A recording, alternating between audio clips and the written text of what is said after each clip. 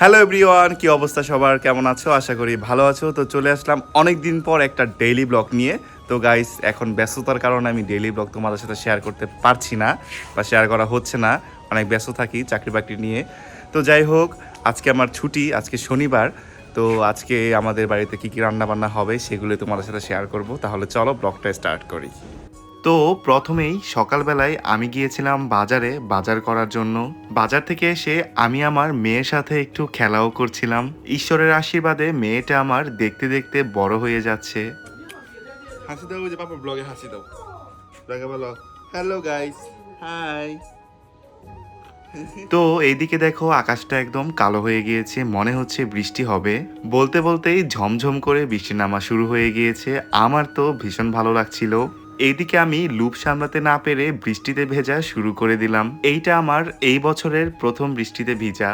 আরো বেশি ভালো লাগছিল আজকে, যেহেতু আমার ছুটির দিন, তাই আরো বেশি বেশি এনজয় করছিলাম। চলো তাহলে দেখে আসি আজকে আমার মা কি কি রান্না বান্না করছে। এদিকে আমার মা চাল কুমড়া দিয়ে ভাজি করছিল আর রুই মাছের রসা করছিল। আমার কাছে আমার মায়ের প্রত্যেকটা রান্নাই ভীষণ পছন্দের।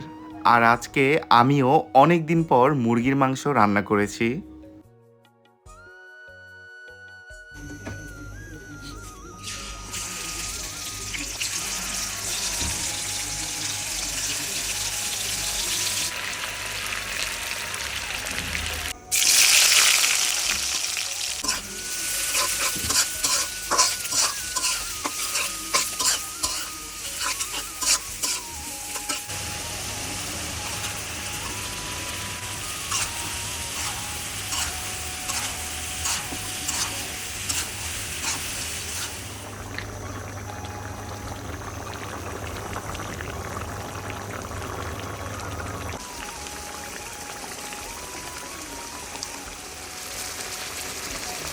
তো এদিকে আমাদের সমস্ত রান্নাবান্না শেষ। আমরা সবাই মিলে দুপুরের খাওয়া দাওয়া করার জন্য টেবিলে বসে গিয়েছি।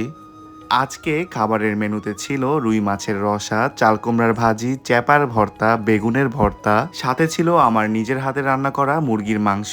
তো এই ছিল আজকে আমার ছোট্ট একটি ডেইলি ব্লগ। তো আজকে এই পর্যন্তই। সবাই ভালো থাকো, দেখা হবে পরবর্তী ব্লগে। টাটা।